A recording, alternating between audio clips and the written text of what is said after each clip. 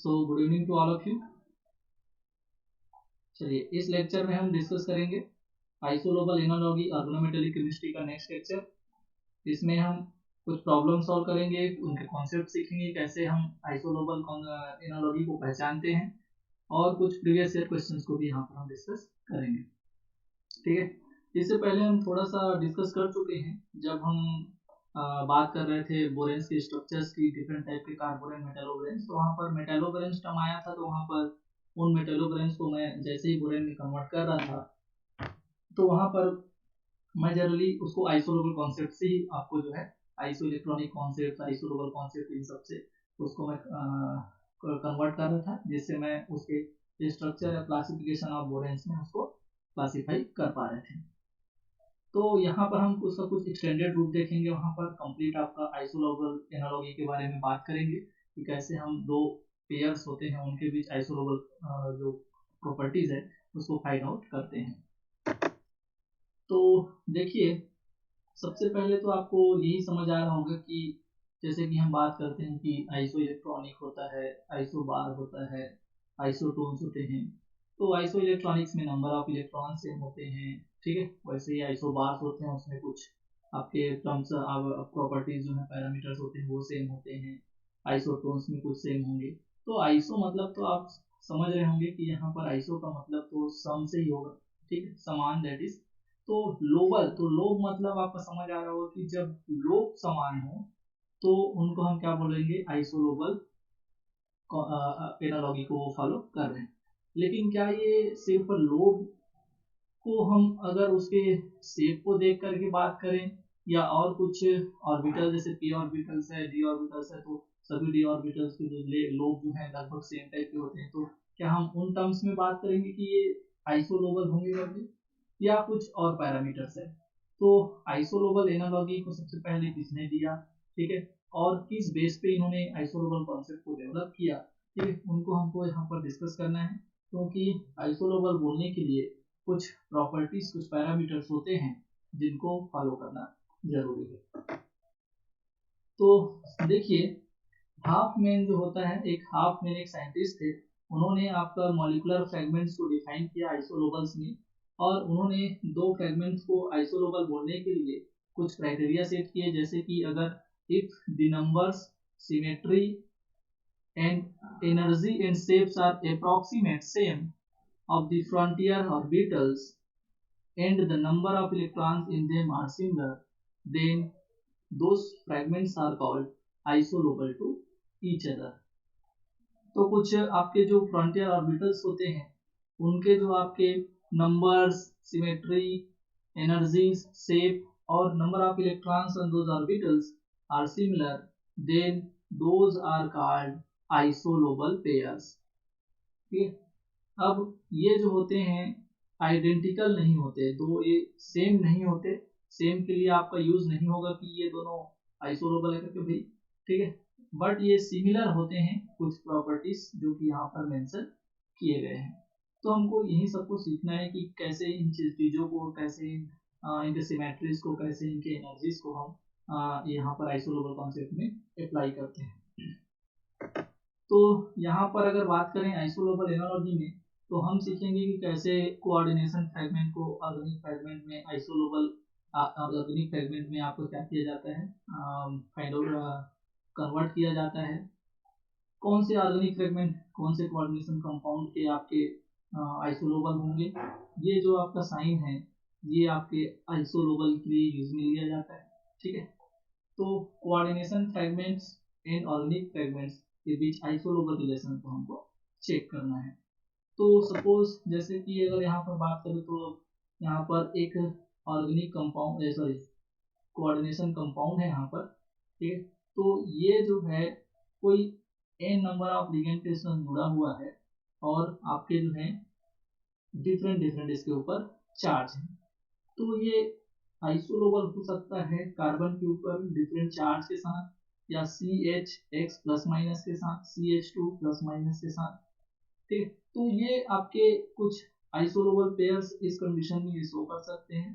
तो कब ये X क्या होगा, कब हाइड्रोजन कितने नंबर्स में होंगे, कब नहीं होंगे, इन्हीं सब चीजों को हमको सीखना है कि कितने नंबर्स ऑफ लिगेंड के साथ कितना आपका हाइड्रोजन आएगा, कब कितने चार्जेस आएंगे। तो इन्हीं सभी को हमको यहाँ पर कॉन्सेप्ट को अप्लाई करके हमको आइसोलोबल पेयर्स बनाना सीखना है। ठीक है, तो सबसे पहले आपको ध्यान ये देना है कि सबसे पहले आप क्या करें कि आप जो है पहले मेटल कॉम्प्लेक्स को जब आप आइसोलोबल फाइंड आउट करेंगे तो पहले आप उसको कार्बन के टर्म में, जैसे मैं यहाँ पर आपको दिखाया हूँ, इस कार्बन के टर्म में आप पहले इसको कन्वर्ट करना, जो हम आपको आगे बताने वाले हैं कि कैसे नंबर्स, एनर्जी, शेप्स और इलेक्ट्रॉन्स को यहाँ पर यूज में लिया जाता है। तो इन सभी कॉन्सेप्ट को अप्लाई करके पहले आप कार्बन में उसको कन्वर्ट करना, कार्बन के आइसोलेबल फ्रेगमेंट्स में कन्वर्ट करना। ठीक है, देन अगर आपके ऑप्शंस में अगर कार्बन आपको नहीं दिखते तो आप वहाँ पर कार्बन के अकॉर्डिंग आप जो है कार्बन के लिए और इनको कैसे आइसोलेबल के साथ इसको आइसोलेबल बोल सकते हैं, उनको आप यहाँ पर कन्वर्ट करना। जैसे कि हम पहले देखते थे कि जब मेटल कार्बन, जिसे अब मेटेलोबोरेंस पढ़ रहे थे अपन, तो मेटेलोबोरेंस में हमको मेटल को पहले किस में कन्वर्ट किए, बोरान में कन्वर्ट किए, क्योंकि बोरान में जब कन्वर्ट किए तो बोरान वाला हम कॉन्सेप्ट जो है पढ़ के आते हैं, उनका जो है क्लासिफिकेशन पढ़े रहते हैं, और यहाँ जैसे ही हम इसको बोरान में कन्वर्ट करते हैं तो हम आसानी से क्लोजो नीड्रो जो है डिफरेंट क्लासिफिकेशन में क्लासिफाई कर देते थे फ्रैगमेंट्स को। ठीक है, तो वैसे ही आप क्या करना, सबसे पहले आप कार्बन में कन्वर्ट करना। अगर आपको कार्बन में कन्वर्ट करने के बाद भी अगर कार्बन वाला ऑप्शन मैच नहीं कर रहा है, कार्बन वाला ऑप्शन नहीं किया है, तो फिर आगे आप बढ़ना कि यहाँ पर कार्बन के लिए इसको और किससे वो रिप्लेस कर सकता था, जब वो CX+ होगा, X+ होगा, CX+ होगा। तो हमको तो पहले ये देखना है कि भाई यहाँ पर ये इस कंडीशन में आइसोलेबल होगा कि इसमें होगा कि इसमें होगा। ठीक है, तो चलिए इन्हीं सब चीज़ों को सीखते हैं। तो जब हम आइसोलेबल फ्रैगमेंट्स यहाँ पर आइडेंटिफाई करते हैं तो उसके लिए 2 स्टेप्स इन्वॉल्व होते हैं। पहले स्टेप में क्या किया जाता है, तो पहले स्टेप में आपके कोऑर्डिनेशन नंबर को बैलेंस किया जाता है। कोऑर्डिनेशन नंबर को बैलेंस कैसे किया जाएगा, इन सबको ध्यान देना। ठीक है, तो यहाँ पर कोऑर्डिनेशन नंबर को समझने के लिए यहाँ पर मैं आपको एक टेबल दिखाऊंगा, उस टेबल के थ्रू हम समझेंगे कि कोऑर्डिनेशन नंबर कैसे बैलेंस किया जाता है। तो सपोज देखिए यहाँ पर आपका जो एक कोऑर्डिनेशन फ्रेगमेंट को यहाँ पर मैं मेंशन किया हूँ, और ये जो आपका इस कोऑर्डिनेशन फ्रेगमेंट के रिस्पेक्ट में कितने कोऑर्डिनेशन नंबर वाला आपको ऑर्गेनिक फ्रेगमेंट्स बनाना है, ये सब हम यहाँ पर देखेंगे। ठीक है, तो सपोज यहाँ पर अगर आपका जो है ML6 एक जो 6 कोऑर्डिनेटेड आपको जो कॉम्प्लेक्स है वहाँ पर प्रेजेंट है, उसके रेस्पेक्ट में आप उसको क्या कर रहे हैं, कन्वर्ट कर रहे हैं ऑर्गेनिक फ्रेगमेंट्स में। तो अगर वो 6 कोऑर्डिनेटेड लिगेंड है तो कोऑर्डिनेशन नंबर को 2 हटाना है और आपको क्या करना है, 4। तो कार्बन को अगर हम एक न्यूट्रल ऑर्गेनिक फ्रेगमेंट में अगर हम चेंज करना चाहें तो कार्बन जो है मैक्सिमम 4 कोऑर्डिनेट जो है आपका न्यूट्रल कंडीशन में एक कंपाउंड जो है न्यूट्रल कंपाउंड बनाता है। तो मैं ये बोल सकता हूँ कि ये जो है आपका क्या है, एक सैचुरेटेड कंडीशन होगा कार्बन का। हम स्टैंडर्ड मानेंगे कार्बन के लिए कि जब स्टैंडर्ड आपका जो कोऑर्डिनेशन नंबर जो होगा उसके लिए हमको कार्बन के लिए आपको जो है 4 लेना है। जैसे कि यहाँ पर देखिए, अगर स्टैंडर्ड आपको क्वेश्चन में क्या दिया है, स्टैंडर्ड कोऑर्डिनेशन नंबर अगर वो मेंशन किया है 8, तो वहाँ पर 8 के लिए आपको क्या लेना है, 4 लेना है।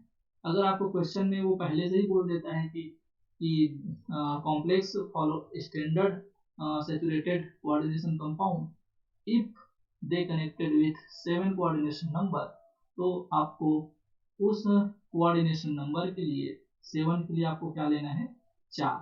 तो आपको ये समझना है, अगर मैं सिंपल लैंग्वेज में अगर ये बताऊं कि यहाँ पर ये मेटल का जो आपका स्टैंडर्ड कंडीशन है वो चेंज हो सकता है। दैट इज कभी वो 7 कोऑर्डिनेटेड बना लिया, 8 कोऑर्डिनेटेड बना लिया, ठीक है, और 6 कोऑर्डिनेटेड बना लिया, 5 कोऑर्डिनेटेड बना लिया। तो यहाँ पर उसका सैचुरेशन पॉइंट आप ये बोल सकते हैं कि भाई यहाँ पर तो डिफरेंट है, ऐसा थोड़ी है कि मैक्सिमम ML6 ही बनता है, ML7 नहीं बनता, ML8 नहीं बनता। लेकिन आपको पता होगा कि कार्बन जो है एक न्यूट्रल कंपाउंड जो है वो 4 कोऑर्डिनेटेड दैट इज 4 कोई सब्स्टिट्यूटेड या हाइड्रोजन के साथ जुड़ करके वो CH4 that is tetra neutral आपका एक ऑर्गेनिक फ्रेगमेंट न्यूट्रल कंडीशन में या सैचुरेटेड कंडीशन में बनाता है। ठीक है, तो इधर के स्टैंडर्ड चेंज हो सकते हैं, लेकिन कार्बन के लिए जो स्टैंडर्ड आपको लेना है वो आप 4 ही लेंगे। ठीक है, हाँ अब देखिए अगर ये जो आपका स्टैंडर्ड बताया गया है उसके लिए आपको 4 लेना है तो फिर एक इधर कम हो जाएगा, तो वहां पर एक आपको इधर कम करना है। जैसे सपोज मान लो कि अगर आपका यहाँ पर वो क्या बोलता है कि आपका CO6 एक कोऑर्डिनेशन फ्रेगमेंट है, कोऑर्डिनेशन कॉम्प्लेक्स है, तो उसके लिए आपको क्या करना है, आइसोलोबल पेयर ढूंढना है। लेकिन वो ये नहीं बताया कि मैं कौन से कोऑर्डिनेशन के नंबर कौन से कोऑर्डिनेशन के रेस्पेक्ट में क्या लूँ, मैं कार्बन का 4 कोऑर्डिनेशन दैट इज CH4 बनाऊं। तो आपको उस कंडीशन में जब कुछ ना दिया हो तो आपको क्या मानना है कि जो 6 कोऑर्डिनेटेड होंगे वो सैचुरेटेड कोऑर्डिनेटेड आपके कंपाउंड होंगे ऑर्गेनिक इनऑर्गेनिक कॉम्प्लेक्स में। ठीक है, तो जब कुछ ना दिया हो तो 6 को आपको क्या मानना है स्टैंडर्ड, लेकिन अगर क्वेश्चन में मेंशन हो कि स्टैंडर्ड आपका 8 है 7 है तो उसके लिए आपको क्या लेके चलना है 4।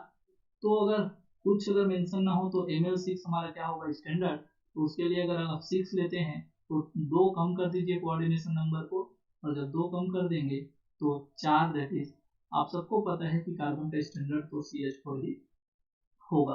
ठीक है, तो अगर ML6 स्टैंडर्ड है तो ML5 के लिए क्या लेना पड़ेगा, 5 कोऑर्डिनेशन है तो 5 के लिए 2 कम कर दोगे तो 3, 4 के लिए 2 कम कर दोगे तो 2, और आपका 3 के लिए 2 कम कर दोगे तो 1, और 2 से 2 कोऑर्डिनेशन कम कर दोगे तो ये कार्बन जो है अकेले रहेगा, कोई भी ये किसी के साथ जुड़ा नहीं रहेगा, दैट इज इसका कोऑर्डिनेशन नंबर क्या होगा 0 होगा।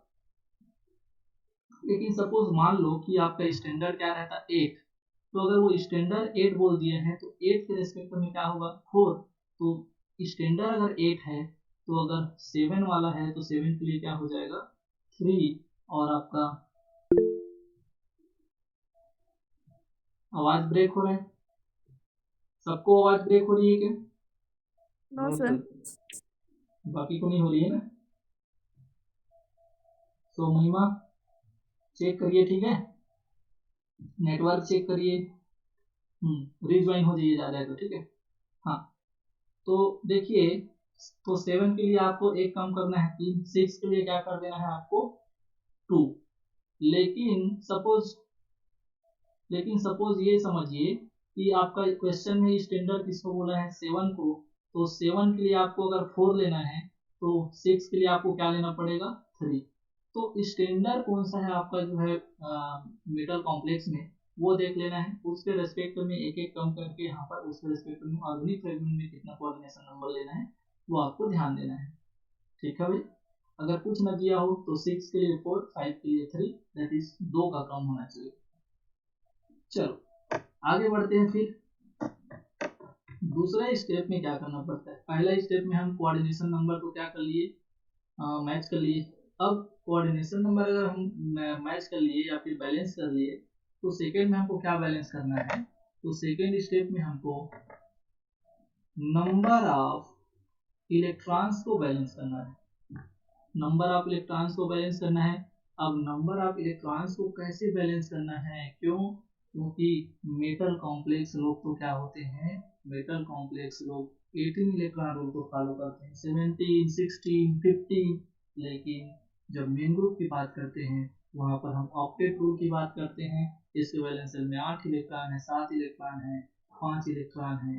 क्लियर है, तो कब कॉम्प्लेक्स के पास कितना इलेक्ट्रॉन होगा तो हम ऑर्गेनिक फ्रेगमेंट में कितना इलेक्ट्रॉन रखेंगे, कब आपके ऑर्गेनिक में इतने हैं तो कॉम्प्लेक्स में कितने होने चाहिए, उनको हम यहाँ पर सीखेंगे। तो इसके लिए बोला जाता है अगर आपके कोऑर्डिनेशन फ्रेगमेंट जो है 18 इलेक्ट्रॉन रूल को फॉलो करता है, तो ये तो मैं आपको पहले भी बताया था कि अगर उसके वैलेंस शेल में 18 इलेक्ट्रॉन रूल फॉलो हो रहा है, दैट इज उसके वैलेंस शेल में 18 इलेक्ट्रॉन कंटेन करते हैं, तो 18 के रेस्पेक्ट में आपको ऑर्गेनिक फ्रेगमेंट में वो कौन सा फॉलो करना चाहिए, ऑक्टेट रूल फॉलो करना चाहिए, क्योंकि कॉम्प्लेक्स में 18 वाले जो हैं स्टेबिलिटी शो करते हैं, तो वैसे ही मेन ग्रुप कंपाउंड में आपके ऑक्टेट रूल फॉलो करने वाले लोग स्टेबिलिटी शो करते हैं। वैसे ही अगर बात करें, अगर 18 इलेक्ट्रॉन है तो 8, तो 17 होगा तो 7, 16 होगा तो 6 और 15 होगा तो 5 इलेक्ट्रॉन लेना है और 14 होगा तो 4। तो कितना आप सीखते रहेंगे भाई, सिंपल सा अगर बात कीजिए कि इनमें जो है 10 का गेप होता है, 10 इलेक्ट्रॉन जो है कम होते हैं ऑर्गेनिक फ्रेगमेंट्स में। जब 12 होगा कॉम्प्लेक्स में वैलेंस इलेक्ट्रॉन, तो आपको ऑर्गेनिक फ्रेगमेंट के वैलेंस इलेक्ट्रॉन में कितना मेंटेन करना है, 2 मेंटेन करना है। समझ आया क्या भाई, क्लियर है? यस ठीक। यस तो एक एग्जांपल देखो, मैं आपको ये एक एग्जांपल करके समझाता हूँ। उसका आइसोलेबल हम आप क्या करते हैं, फाइंड आउट करने की कोशिश करते हैं। सपोज यहाँ पर इसको मैं ब्लैंक कर देता हूँ थोड़ा सा स्क्रीन, ठीक है। हाँ चलो ये लीजिए। अब सपोज मान लो यहाँ पर हम एक एग्जांपल करते हैं, एक Fe का CO ट्राइस, ये आपका कॉम्प्लेक्स दिया हुआ है। अब वो पूछ रहा है मेरे से कि बताओ इसका जो है आइसोलेबल कौन होगा। तो यहाँ पर वो ये तो नहीं बताया कि स्टैंडर्ड क्या है, स्टैंडर्ड कोऑर्डिनेशन नंबर, क्योंकि पहला स्टेप हमारा क्या बोलता है, पहला स्टेप बोलता है कि कोऑर्डिनेशन नंबर को क्या कर लो, एडजस्ट कर लो, बैलेंस कर लो, ठीक है। तो क्या अगर ये कुछ नहीं बताया तो फिर हम इन तीन कोऑर्डिनेशन नंबर को हम स्टैंडर्ड मान लेंगे, क्योंकि सबको पता होगा कि एक Fe के लिए आपको क्या लेना है, एक कार्बन। अब इलेक्ट्रॉन कोऑर्डिनेशन नंबर को बैलेंस करने के लिए अगर ये 3 दिया है तो कोई क्या सोचेगा, अगर कुछ नहीं दिया है तो मेरे को 3 को ही स्टैंडर्ड मानना है, और स्टैंडर्ड के लिए कितना लेना रहता है हाइड्रोजन को 4, तो ये CH4 करेगा। तो हमको ये नहीं करना है, हमको क्या करना है, जब कुछ नहीं दिया रहता, जब मेंशन नहीं रहता क्वेश्चन में, तो आपको स्टैंडर्ड किसको लेना रहता है, 6 कोऑर्डिनेशन नंबर को। तो 6 कोऑर्डिनेशन नंबर के लिए आपको क्या लेना पड़ता, CH4। तो यहाँ पर 3 है तो 3 से 2 कम करोगे, तो यहाँ पर आपका कोऑर्डिनेशन नंबर क्या होगा, C और H। इतना समझ आया क्या, ये क्या हो गया आपका स्टेप फर्स्ट। इसको समझ नहीं आया इतना,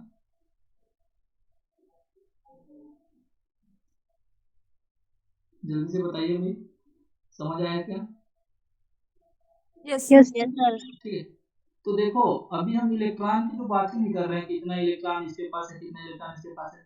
ये बोल रहे भैया अगर तू कुछ नहीं दिया है तो तेरा कोऑर्डिनेशन नंबर हम 6 को स्टैंडर्ड मानेंगे, और चूंकि 6 के लिए 4 होता है तो भाई 5 के लिए 3 होता, 4 के लिए 2 होता, और तुम तो 3 हो तो 3 के लिए 1 हो गए। अरे इतना थोड़ी गिनते रहेंगे, हमको पता है कि अगर कुछ न दिया हो तो कोऑर्डिनेशन नंबर जो है कॉम्प्लेक्स से ऑर्गेनिक फ्रेगमेंट में 2 कम होता है। तो इसमें 3 है तो 2 माइनस कर दो, यहाँ पर ये 3 कोऑर्डिनेटेड है तो यहाँ पर ये 1 कोऑर्डिनेटेड होगा, मतलब कार्बन से सिर्फ एक हाइड्रोजन को जोड़ना है। पहला टास्क हमारा क्या हो गया, कंप्लीट। अब सेकंड टास्क क्या बोलता है, सेकंड टास्क जो है वो बोलता है, इसको मैं इधर लिखता हूँ, ठीक है, कि अब इलेक्ट्रॉन को बैलेंस करो।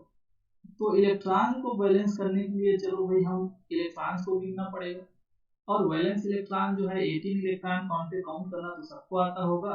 तो वहां पर Fe के पास कितने इलेक्ट्रॉन है भाई, 8 D6H2, ठीक है 8। एक कार्बोनिल 2 देता है तो 3 कार्बोनिल कितना देगा, 6। तो टोटल कितने हैं यहाँ पर 14 इलेक्ट्रॉन है क्या। तो जब 14 इलेक्ट्रॉन रहता है तो 14 से आपको 10 कम करके ऑर्गेनिक फ्रेगमेंट में कितना करना पड़ता है, कितना करना पड़ता है भाई, 4। तो अब अगर आप ध्यान दे रहे होंगे तो भैया बताओ, इस कार्बन के पास तो अकेले ही क्या रहता है, 4 इलेक्ट्रॉन रहता है क्या? Yes sir. अब जरूरी है हमको कोऑर्डिनेशन नंबर को बैलेंस करना है, इसलिए हाइड्रोजन को तो रखना जरूरी है। समझ आया क्या? तो कैसे करें अब, क्योंकि ये 4 इलेक्ट्रॉन तो कार्बन के ही हो गया और एक हाइड्रोजन जुड़ा है, तो इसमें तो टोटल इलेक्ट्रॉन कितने हैं भाई, 5। कितने इलेक्ट्रॉन है, 5। लेकिन हमको मेंटेन कितना करना है, 4। तो ये तभी पॉसिबल है जब ये CH में आपका एक इलेक्ट्रॉन रिमूव हो गया हो और इसके ऊपर पॉजिटिव चार्ज हो। अब बताओ इसके पास कितने इलेक्ट्रॉन, 4। 3 आपके जो है कार्बन के, क्योंकि एक इलेक्ट्रॉन निकाल दिया है, और एक आपका हाइड्रोजन का, दैट इज CH+। तो ये एक ऐसा पेयर है, ये दोनों एक ऐसे पेयर हैं जिसमें कोऑर्डिनेशन नंबर भी बैलेंस है और आपका इलेक्ट्रॉन भी बैलेंस है, तो ये कहलाते हैं करेक्ट आइसोलोबल। ये दोनों क्या हैं, करेक्ट आइसोलोबल।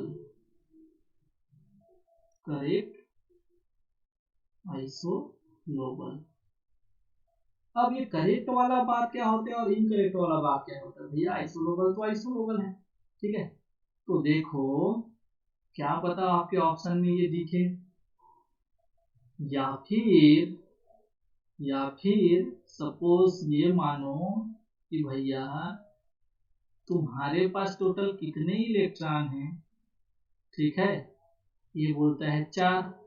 तो 4 इलेक्ट्रॉन को क्यों ना हम ऐसे कर ले, एक बोरान ले लें और एक हाइड्रोजन ले लें, हमारे तो चार्ज की जरूरत ही ना पड़ी। समझ आया? तो ये जब बोरान और हाइड्रोजन जब हम कन्वर्ट कर दिए, तो ये तो और इतने मजेदार आपका आइसोलोबल बन गया कि देखो इसमें ना तो चार्ज है ना कुछ, और कोऑर्डिनेशन नंबर कितना होना चाहिए था, 1। देख लो भैया यहाँ कोऑर्डिनेशन नंबर 1 है, और आपका इलेक्ट्रॉन कितना होना चाहिए था, 4।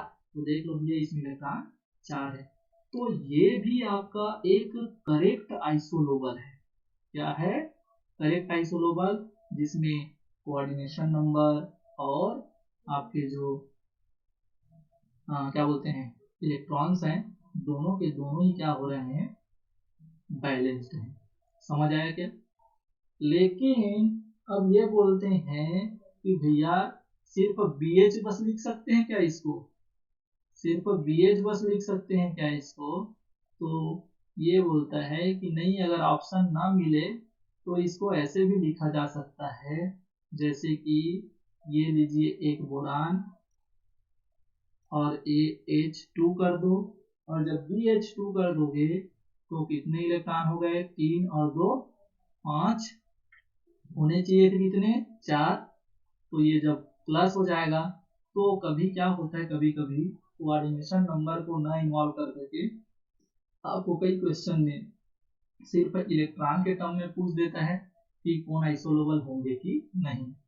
तो ये BH2+ भी क्या होता है, इसके आइसोलोबल हैं, और BH2+ के साथ भैया अब जब ऐसी बात आ रही है तो कार्बन बोलता है कि ठीक है ना, सिर्फ कार्बन बस लिख दे, और जब कार्बन बस लिख दोगे तो सिंपल सी बात है, 4 इलेक्ट्रॉन तो मैं खुद रखता हूँ, हाइड्रोजन को मत जोड़ो, तो मैं तो खुद इसका क्या हो जाऊंगा, आइसोलोबल।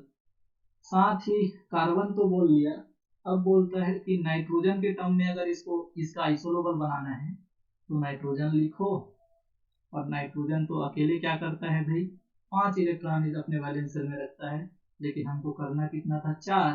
तो ये बोलता है ठीक है, मेरे ऊपर एक प्लस चढ़ा दो, एक इलेक्ट्रॉन निकाल लो, मेरे वैलेंस शेल में कितना इलेक्ट्रॉन हो गया, 4 इलेक्ट्रॉन। तो ये भी इसका आइसोलोबल होगा। वैसे ही कोई बोलता है कि नाइट्रोजन का भी ना हो, ऑक्सीजन के टर्म में रिप्लेस कर दे, तो ये बोलता है कि ऑक्सीजन के वैलेंस शेल में 6 इलेक्ट्रॉन होता है, तो ठीक है 2 इलेक्ट्रॉन निकाल ले, तो मैं भी इसका क्या हूँ, आइसोलोबल।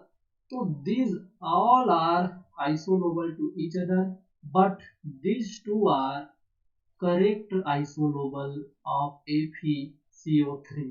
क्यों? क्योंकि इन दोनों में कोऑर्डिनेशन नंबर वाला भी आपका जो कॉन्सेप्ट है वो भी अलाउ कर रहा है, और आपके इलेक्ट्रॉन्स नंबर ऑफ इलेक्ट्रॉन्स भी इसको क्या कर रहे हैं, अलाउ कर रहे हैं। और इन सब में कोऑर्डिनेशन नंबर कहीं मैच नहीं खा रहा है, और सिर्फ किसके कारण इसको बोल पा रहे हैं, तो इसमें जो है हम सिर्फ और सिर्फ नंबर ऑफ इलेक्ट्रॉन्स बराबर होने के कारण इनको क्या बोल दे रहे हैं, आइसोलोबल। और ऐसे ही क्वेश्चन आपको घुमाने के लिए एग्जाम में आते हैं। समझ आया क्या? Yes sir. ठीक है, आप इसको स्क्रीनशॉट लेके रख लें, क्योंकि ये आपका इरेज हो जाएगा जब मैं इसको फॉरवर्ड करूँ। ठीक है, इसको नोट डाउन करना अपने नोटबुक में।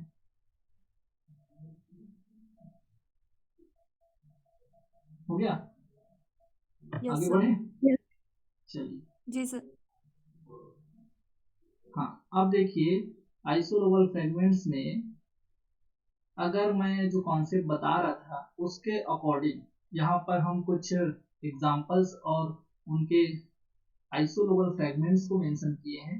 तो देखो, अगर आपके जो पेरेंटल, दैट इज पेरेंटल कहने का मतलब ये है कि स्टैंडर्ड की बात कर रहे हैं, अगर आपका Ml6 हो तो उसके लिए क्या लिया है, ये CH4।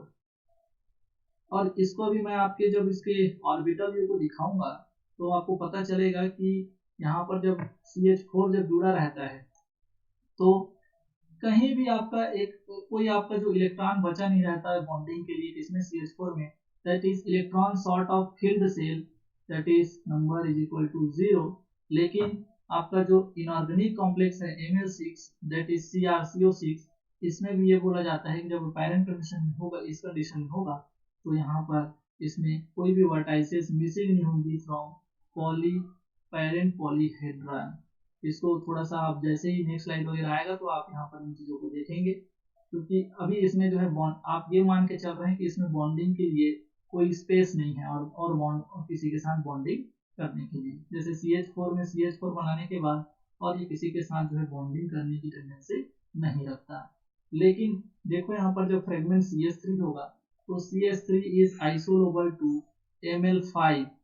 कोऑर्डिनेटिवली मैं बात कर रहा हूँ ना, क्योंकि देखो मेटल यहाँ पर देखो मैं मेंशन नहीं किया हूँ, मेटल को मेंशन नहीं किया हूँ, कोऑर्डिनेशन के टर्म में बोल रहा, जैसे कि एग्जांपल अगर देखो CH3 आइसोलोबल टू MnCO5, तो CH3 के पास अभी भी एक जो है आपका ऑर्बिटल बचा हुआ है, ठीक है, जो कि क्या हो सकता है, बॉन्डिंग कर सकता है, इसीलिए बोल रहे हैं यहाँ पर ये 1।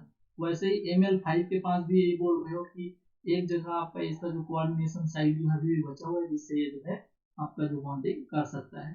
तो अगर इसमें आइसोलोबल का कॉन्सेप्ट अगर आप लगाते हैं तो सिंपल सी बात है, देखो यहाँ पर 5 है, तो 5 कोऑर्डिनेशन के लिए आपका पेरेंट अगर 6 लिगेंड वाला है तो एक कम कर दीजिए, और इनमें गैप कितना होना चाहिए, ऑब्वियसली 2 का गैप होना चाहिए, तो 5 से 3 हुआ है देखो, तो कोऑर्डिनेशन नंबर तो क्या है आपका, बराबर है, दैट इज बैलेंस्ड है। लेकिन नंबर ऑफ इलेक्ट्रॉन्स का क्या किस्सा है, तो वही मैग्नीज में कितना होता है, 7, और 7 और 10 5 कार्बोनिल का 10 आपके इलेक्ट्रॉन्स ये हो गए, तो टोटल यहाँ पर कितना हो गया, 17 इलेक्ट्रॉन। तो 17 के लिए यहाँ पर कितने इलेक्ट्रॉन होने चाहिए थे, 7। तो आपको दिख भी रहा होगा 4 किसके, कार्बन के, और 3 किसके, हाइड्रोजन के, तो 4 और 3 7। तो देखो, these are the perfect isolobal pairs of organic fragments in inorganic complex। समझ आया क्या?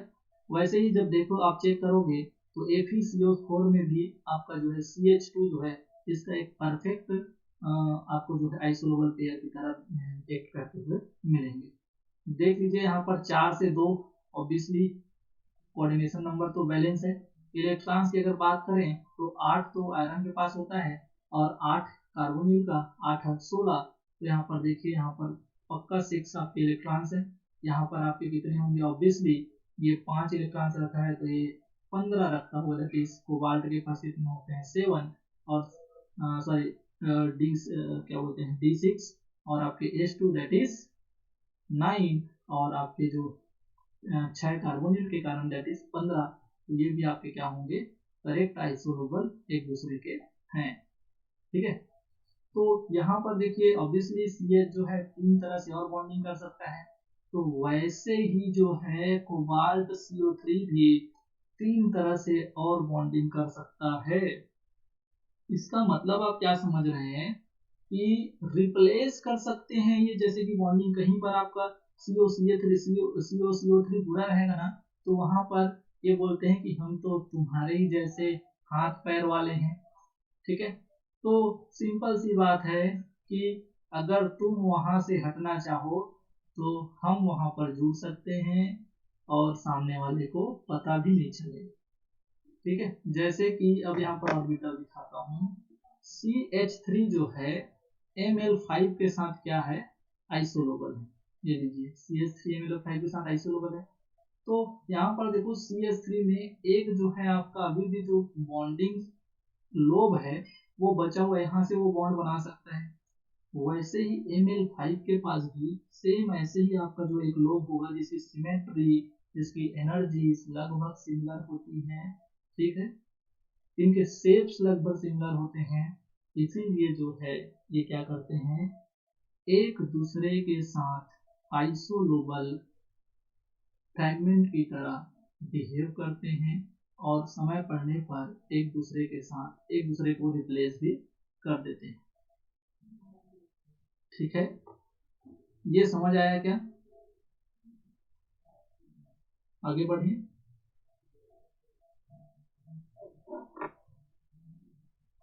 ठीक है, चलिए अब देखिए आइसोलोबल फ्रेगमेंट्स में यहाँ पर मैं देखो आपको एग्जांपल बता रहा हूँ और उसके साथ उसके जो आपके ऑर्बिटल्स, मॉलिक्यूलर ऑर्बिटल्स हैं, जब मेटल लिगेंड कॉम्प्लेक्स बनता है, जब आपका यहाँ पर MOT दिखाया गया है, जब आपके CH4 बनेंगे, तो यहाँ पर अगर आप देख रहे होंगे तो इसके जो लास्ट के इलेक्ट्रॉन है, जब Ml6 है तो Ml6 जो है आपका उसमें सभी इलेक्ट्रॉन्स जो है पेयर्स हैं, तो वैसे ही CH4 में भी सभी जो इलेक्ट्रॉन्स है पेयर्स हैं।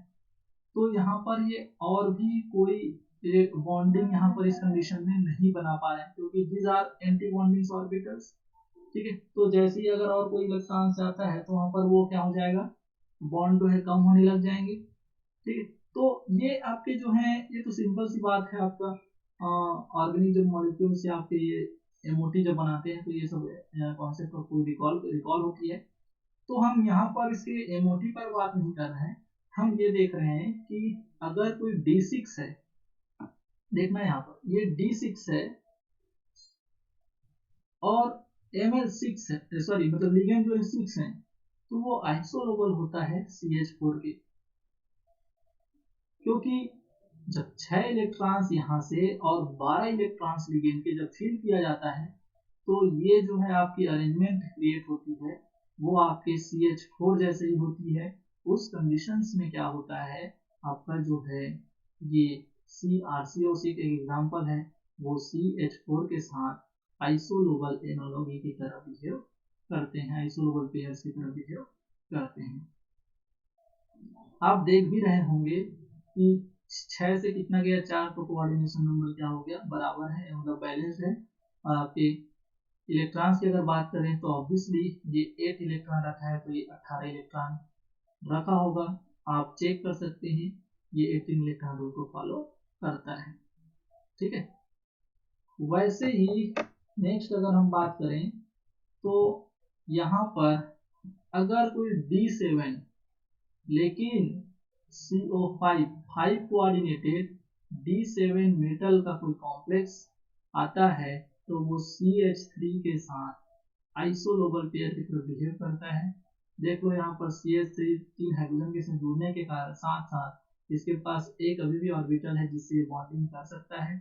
वैसे ही Ml5 जब होता है D7 कंडीशन में तो उसके पास भी एक ऑर्बिटल होता है जिससे वो बॉन्डिंग कर सकता है। यहाँ पर इसके पास भी एक जो है अनपेयर्ड इलेक्ट्रॉन प्रेजेंट है, इसके पास भी एक अनपेयर्ड इलेक्ट्रॉन प्रेजेंट है। तो यहाँ पर ये जो है इनकी सिमेट्रीज, इनके शेप्स, इनकी एनर्जी लगभग सेम होती है, इसलिए ये दोनों है आइसोलोबल पेयर की तरह बिहेव करते हैं। और अगर हम जो कॉन्सेप्ट पढ़ के आए हैं तो हम तो अभी उतना क्या है, हमको ये ऑर्बिटल डायग्राम ये जो आपका MOT बना है वो सब तो हमको आसानी से याद नहीं रहने वाला। तो हमको क्या करना है, कॉन्सेप्ट क्या बताए हैं हम आपको कि CH3 है तो 5 से कोऑर्डिनेशन नंबर 3 गया, ठीक है, अच्छी बात है। कोऑर्डिनेशन नंबर 2 बैलेंस है, इलेक्ट्रॉन्स इसमें 4 3 7 हैं, तो ये भी तो बोलता है कि ये D7 दैट इज 7 और 10 17, तो 17 के लिए 7 इलेक्ट्रॉन वाला organic fragment that is this act as isolobal fragments. समझ आ रहा है क्या भाई? अगर ये दो समझ आ गए हो तो Ml4 और CH2, Ml और CH तो आसानी से समझ आ जाएंगे, कोई दिक्कत नहीं है। तो ये तो मैं आपको जो थ्योरी की तैयारी कर रहे हैं, जो थ्योरेटिकल पोर्शन लिखना चाहते हैं, उनके लिए ज्यादा अच्छा सुटेबल है। बाकी कॉम्पिटिटिव एग्जाम में तो हमको कॉन्सेप्ट पता होने चाहिए, हमको तुरंत ऑब्जेक्ट क्वेश्चन को सॉल्व करना है। ठीक है भाई, आवाज आ रही है? Yes sir. Yes sir. यहाँ तक सबको क्लियर है? Yes sir. जूली शर्मा बार बार लेफ्ट हो रही है, मतलब नेटवर्क इसमें ज्वाइन लेफ्ट, ठीक है। यस सर, नहीं इधर बार बार लेफ्ट हो जा रहा है मेरा। वो एक्चुअली नेटवर्क इशू रहता है ना, ठीक। Yes sir. चलो नेक्स्ट हम बात करते हैं, तो ज्यादा टाइम नहीं लगेगा आपको। यहाँ पर देखिए अगर Ml4 है और वैसे ही CH2 होता है, तो सेम ही लोग देखो यहाँ पर Ml4 भी दो तो आपका जो है लोब बचा के रखा है बॉन्डिंग के लिए, तो वैसे ही CH2 के पास भी दो अनपेड इलेक्ट्रॉन वाला लोब होता है। तो ये जो है सेम टाइप के बिहेव करते हैं, that is this act is isolable fragment if it forms carbonyl complex with D8 metals। तो देखो यहाँ पर 4 से 2 अच्छी बात है, कोऑर्डिनेशन नंबर बैलेंस है। यहाँ पर 4 और 2 6 इलेक्ट्रॉन्स है, तो 4 और 2 6 इलेक्ट्रॉन्स है, तो ऑब्वियसली यहाँ पर 16 होना चाहिए। तो आप आसानी से काउंट कर सकते हैं, 8 और 8 16, तो ये भी क्या है, एक दूसरे के आइसोलेबल पेयर्स हैं। देखिए अगर हम बात करें Ml3 की, तो Ml3 जो है वो आपका 3 लिगेंड के साथ जुड़ने के साथ साथ 3 कोऑर्डिनेटेड सेंटर जो है आपका और बचा के रखता है बॉन्डिंग के लिए। तो CH भी तो वही बोलता है कि देखो ठीक है तुम 3 लिगेंड से जुड़े हो, लेकिन वो तो भाई जो यूजलेस है उसका क्या काम, ठीक है। तो यहाँ पर एक हाइड्रोजन से मैं जुड़ा हूँ, काम का क्या चीज था भैया, तुम जहां से जुड़ते हो ना, तुम्हारी जो प्रॉपर्टीज है ये 3 लोब्स के कारण है, और वैसे ही सिमिलर शेप एनर्जीज और सिमेट्री की मेरे पास भी ऑर्बिटल्स हैं। तो मैं आपको जरूरत पड़े तो मैं रिप्लेस कर सकता हूँ, जिन 3 हाथ से 3 पैर से आप यहाँ पर बॉन्डिंग करते हैं वो ही मेरे पास भी है, तो मैं सेम एज इट इज आपको वहां पर रिप्लेस कर सकता हूँ। That is both are isolobal to each other. अरे आपका कॉन्सेप्ट क्या बोलता है, 3 लिगेंड है, 3 लिगेंड है तो एक यहाँ पर हाइड्रोजन होना चाहिए, 2 कम, अच्छी बात है। हाँ ये कौन सा मेटल होगा, तो कभी पूछेगा वो बता तो कौन सा मेटल होगा 3D सीरीज 4D सीरीज का, ठीक है। तो आपको पता होना चाहिए कि यहाँ पर कितने इलेक्ट्रॉन्स हैं, तो यहाँ पर 5 इलेक्ट्रॉन्स है, तो यहाँ पर कितने इलेक्ट्रॉन्स होने चाहिए 15, और जब 15 इलेक्ट्रॉन्स होने चाहिए तो भैया लिगेंड मान लो अगर आपका कार्बोनिल है तो आपके 6 तो यही लोग दे देंगे, तो आपको यहाँ पर कौन सा होना चाहिए 15 करने के लिए 9, और 9 होने के लिए क्या चाहिए, कौन होना चाहिए कोबाल्ट सीरीज का।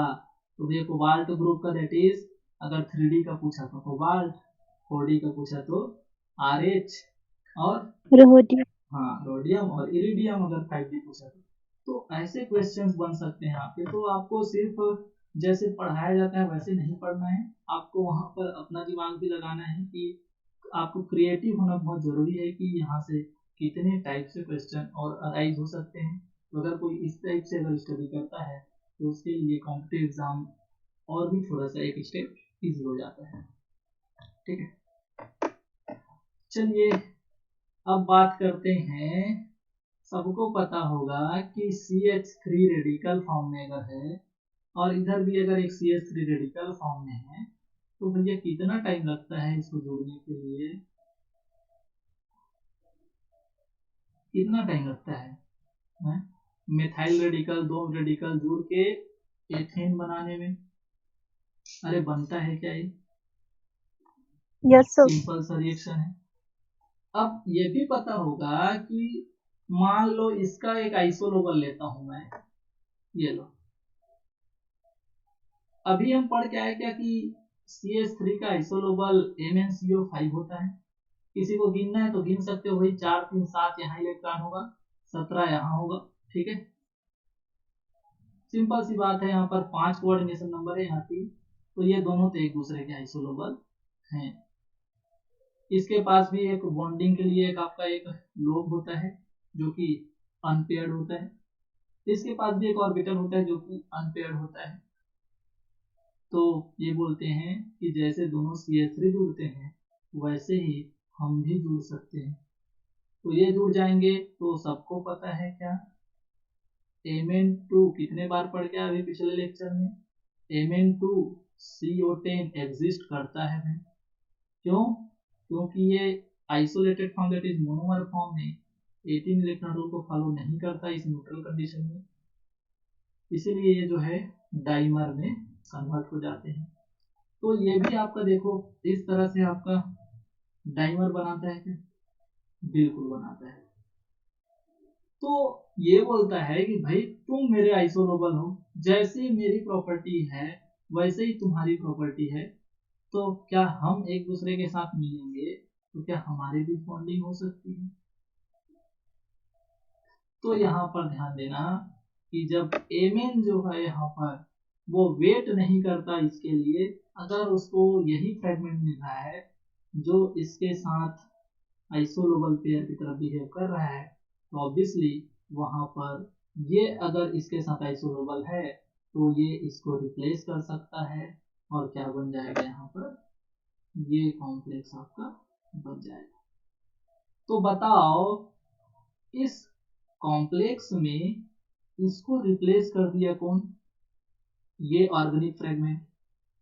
तो भैया इसकी इतनी मजाल तभी होगी जब वो जो ये इतना बड़ा मॉलिक्यूल या इतना बड़ा जो कॉम्प्लेक्स था जो कंडीशंस फुलफिल कर रहे थे, उनमें से मैक्सिमम कंडीशंस ये अगर फुलफिल करता है, अरे बॉन्डिंग के लिए सबसे इंपॉर्टेंट होता है इंटरेक्शन ऑफ लोब्स। तो अगर ये था ऐसा, और अगर सपोज मान लो कि इसका क्या हो जाता, ऐसा एकदम इधर इसका लोब दूसरा हो जाता, तो भैया इसको तो चाहिए था ये लोग, अगर ऐसा लोग आता तो इंटरेक्ट करता क्या? नहीं करता। तो रिप्लेस तभी किया है जब यहाँ पर ये आइसोलोबल फ्रेगमेंट्स की तरह बिहेव कर रहा है। क्लियर है? ठीक है, समझ आया? Yes sir. ठीक है, तो आगे बढ़ते हैं। अब बात करते हैं extension of the analogy. Extension of the analogy में हम बात करेंगे कि भैया ये अभी तक जो बात कर रहे थे वो परफेक्ट की बात कर रहे थे।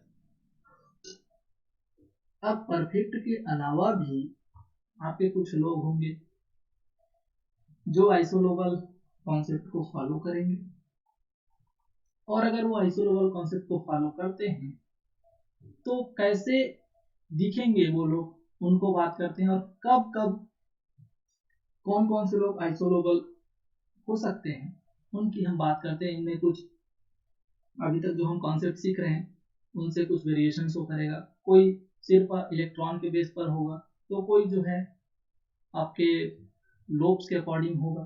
ठीक है, तो हमको इन्हीं सबको ध्यान देना है।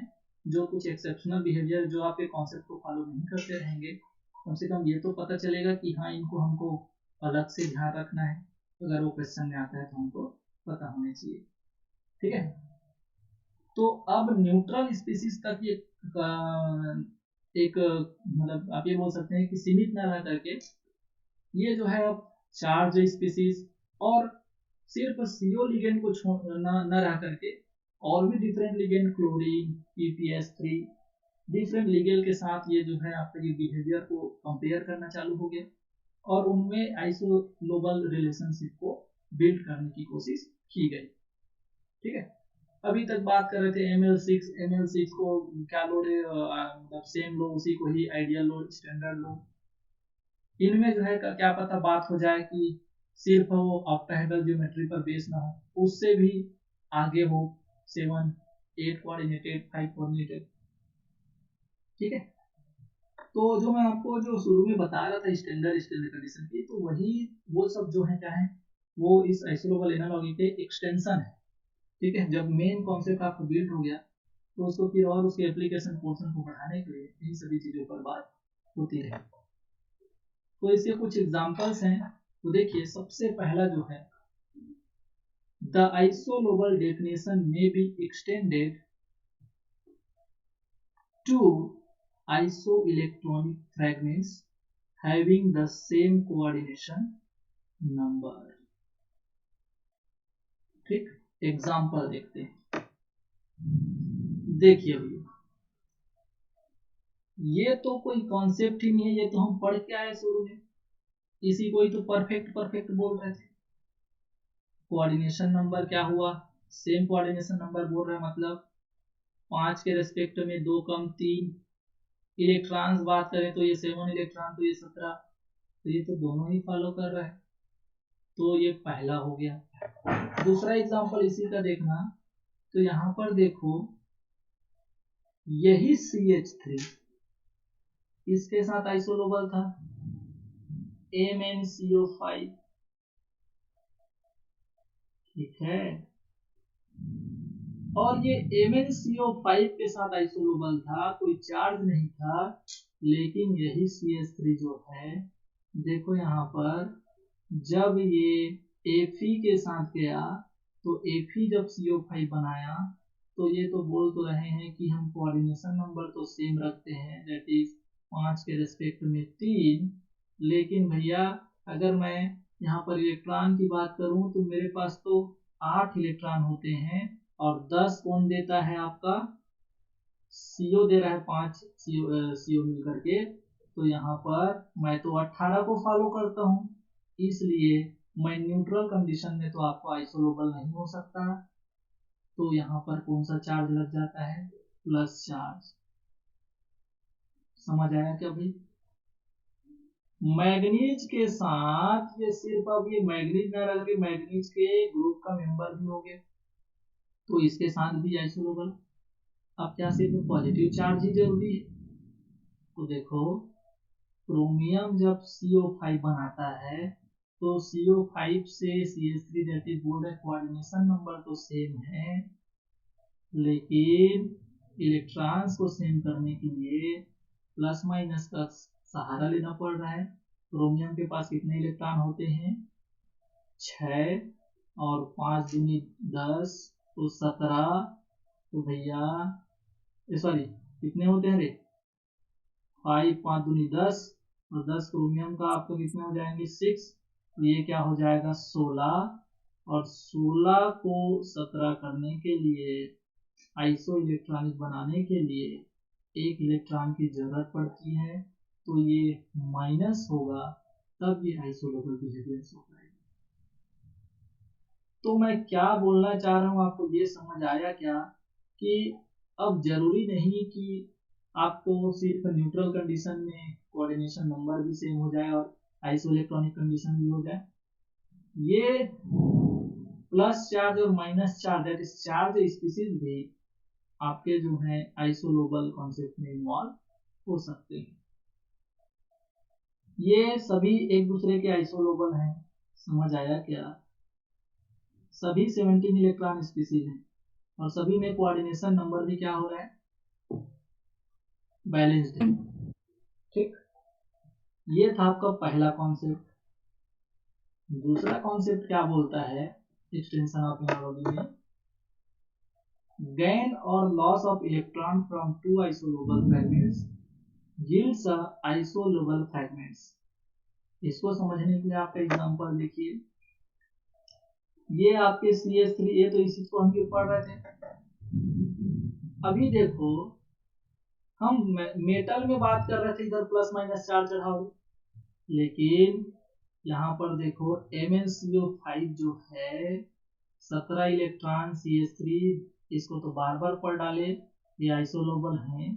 सेकेंड में देखना यहाँ पर क्रोमियम ग्रुप का जो है CO5 क्या है भाई, 5 कोऑर्डिनेटेड आपका 16 इलेक्ट्रॉन का फ्रेगमेंट है। तो ये बोलता है कि भाई इलेक्ट्रॉन को गेन और लॉस करके आप ऑर्गेनिक फ्रेगमेंट भी बना सकते हो। तो इसके लिए 5 से कितना गया, कोऑर्डिनेशन नंबर 3, तो कोऑर्डिनेटिवली तो ये क्या है, सैचुरेटेड। लेकिन तुम 16 इलेक्ट्रॉन वाले थे तो मेरे को 6 होना पड़ेगा, और यहाँ पर जब मैं न्यूट्रल रहूंगा तो 7 इलेक्ट्रॉन रहेगा, इसलिए आपको एक प्लस की जरूरत पड़ेगी इस कंडीशन में इसका आइसोलोबल बोलने के लिए। समझ आया क्या भाई? अच्छी बात क्या है, फिर से लाइट ऑफ हो गई और आंधी तूफान जिसकी बात कर रहे थे वो एक बार आ गया है। देखते हैं कितना आगे हम कवर कर सकते हैं लेक्चर को। जहां से प्रॉब्लम क्रिएट होगी वहीं से हम फिर नेक्स्ट लेक्चर बाद में कर लेंगे, ठीक है? Yes sir. तो देखिए यहाँ पर आगे बढ़ते हैं और कुछ कॉन्सेप्ट सीखते हैं। इतना समझ आया क्या? अभी तक वही चल रहा है, सिर्फ क्या हो रहा है, अरे इलेक्ट्रॉन की कमी हो रही तो जिधर इलेक्ट्रॉन कम हो रहा है उधर माइनस कर दो रे, और अगर जबरदस्ती का ज्यादा हो रहा है तो उसको निकाल दो। लेकिन यहाँ पर हम कौन सा कॉन्सेप्ट पढ़ रहे हैं? हम यहाँ पर अभी तक ये देख रहे हैं कि सभी में कोऑर्डिनेशन नंबर हम बैलेंस करके रखे हैं, और कोऑर्डिनेशन नंबर बैलेंस करके रखे हैं इसीलिए तो हमको इलेक्ट्रॉन्स को जोड़ना पड़ रहा है, कभी तो कभी हटाना पड़ रहा है, ठीक है? तो यहाँ पर गेन और लॉस ऑफ इलेक्ट्रॉन, मतलब इलेक्ट्रॉन की जरूरत पड़े तो जोड़ो, और जरूरत नहीं है, एक्स्ट्रा है तो निकालो। इससे भी आपको क्या हो सकता है, आइसोलोबल फ्रेगमेंट्स मिल सकते हैं, ठीक? चलो आगे बढ़ते हैं। अगर तो इसमें ध्यान देना, ये जो है आपका 18 इलेक्ट्रॉन वाले, तो ये बोलता है कि भाई तुम 5 वाले हो तो तुम मेरे को तो 3 हाइड्रोजन रखना पड़ेगा। तो ये तो बात ठीक थी, लेकिन तुम 18 वाले हो तो इसलिए मेरे को 8 रखना पड़ेगा, और चूंकि 5 के लिए 3 हाइड्रोजन थे इसलिए मेरे पास तो 4 और 3 7 ही इलेक्ट्रॉन थे, तो 8 करने के लिए मेरे को CH3 माइनस जब लाऊंगा तब तुम्हारे साथ मैं आइसोलोबल बिहेवियर शो करूंगा। तो देखो यहाँ पर इलेक्ट्रॉन को ऐड करने की जरूरत पड़ गई, पिछले वाले में इलेक्ट्रॉन को निकालने की जरूरत थी, ठीक है? तो वैसे ही आपका देखना यहाँ पर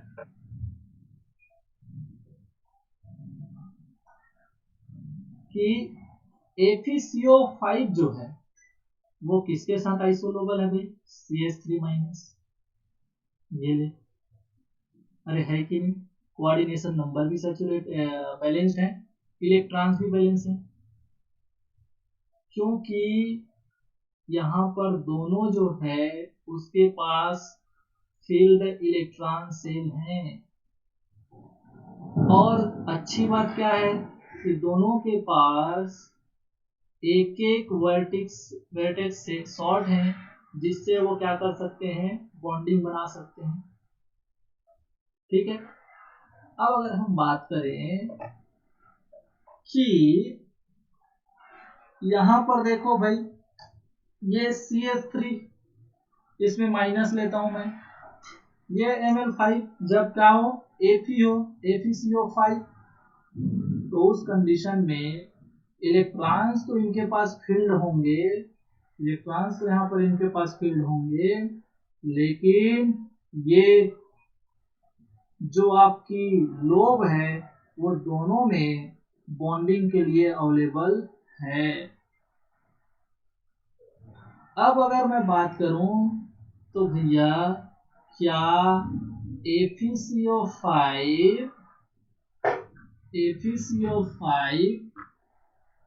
आपका जो है CH4 के साथ आइसोलोबल होगा क्या? बताइए भाई।